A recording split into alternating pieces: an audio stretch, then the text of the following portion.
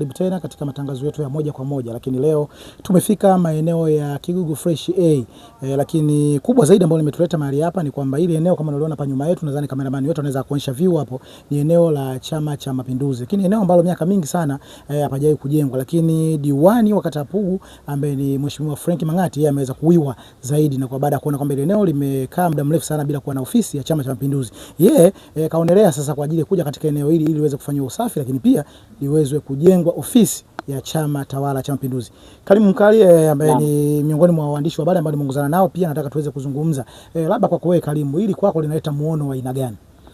Mimi kwangu linaleta muono mkubwa sana. Okay. Kwa sababu hii ofisi ya chama nataka kujenga ndo chama ambacho kimemsimamisha kugombea nafasi ya udiwani katika kata hii ya Pugu. Okay. Na mara nyingi tumekuwa tukifanya mahojiano na diwani wa kata ya Pugu Mheshimiwa Frank Mangati, lakini licha ya maneno yake au maongezi yake amekuwa akizungumzia sana kwamba viongozi tuna wajibu wa kufanya maendeleo katika jamii ambayo inatuzunguka ili tuweze kuweka alama. Unahisi labda ni kwa nini mara nyingi amekuwa akirudia sana hizi kauli, kwa maana kwamba viongozi wana wajibu wa kufanya maendeleo katika jamii ambayo inawazunguka kwa ajili ya kuweka alama hususan katika chama tawala? Tunachukulia daraja pale la Kigogo pale Kigogo Fresh A linatengenezwa kwa nguvu za wananchi pamoja na diwani pamoja na mwenyekiti wa serikali ya mtaa. Okay. Ya Kigogo Fresh A. Mtazamaji wa Sanga Media, huyu ni Karimu Mkali ambaye ni kijana mdogo sana lakini ambaye ana uweledi wa kuchambua mambo mbalimbali hususan mambo ya kisiasa. Labda kitu gani ambacho nawiwa zaidi kuweza kuzungumza naye? Ndipo kama utapata fursa hiyo kuweza kuzungumza naye machache hususan katika kitu ambacho anaenda kukifanya katika eneo hili.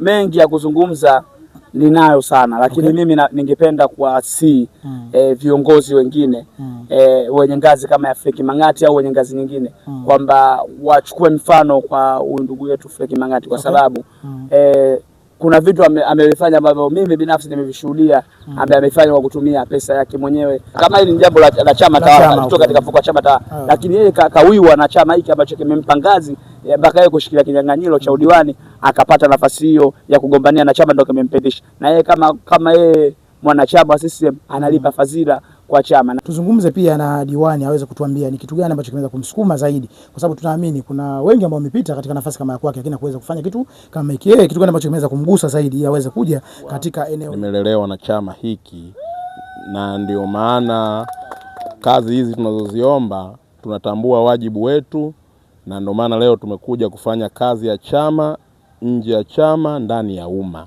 Ndio kazi ambayo tumekuja kuifanya.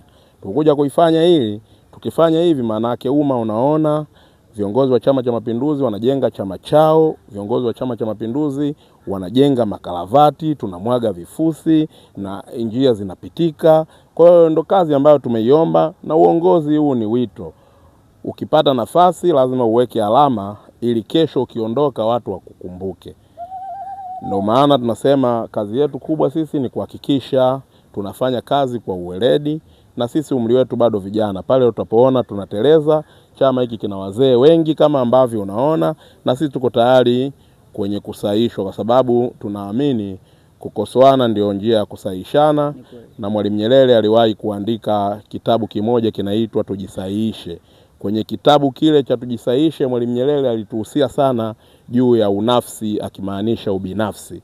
Kwa hiyo tukiacha ubinafsi naamini mambo yatakwenda sawa sawa. Kwa hiyo sisi leo tumekuja na nia yetu, madhumuni yetu ni kuhakikisha tunapata ofisi ya Chama cha Mapinduzi, na kazi hiyo inakwenda kuanza siku ya Alhamisi. Ofisi inaanza kujengwa. Itajengwa kwa aina yoyote ile, lazima ofisi ipatikane. Tumesema mwaka huu 2026 ni mwisho wa kupanga, ndivyo tulichokubaliana na wana Kigogo Fresh A. Umejitoa kule katika ujenzi wa karavati na pia hapa unalitoa katika ujenzi wa ofisi ya Chama cha Mapinduzi cha CCM ambacho kimekupa tiketi ya wewe kuwa diwani. Kazi ya uongozi ni kazi ya wito. Kwa hiyo kazi ya wito inatakiwa ifanywe kwa dhamira ya sakafu ya uvungu wa moyo wako. Chama hiki mimi binafsi kimenilea. Chama hiki kimenipa nafasi tofauti katika jamii ambayo mimi naiishi.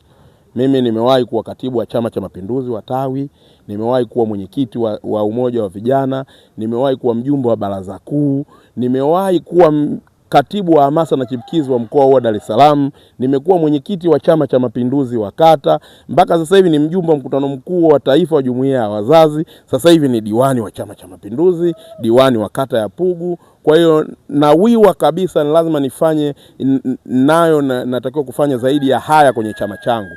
Chama hiki mimi ndo kimenitambulisha kwa watu. Pasipokuwa na Chama cha Mapinduzi, mimi Frank Mang'ati nani angenijua?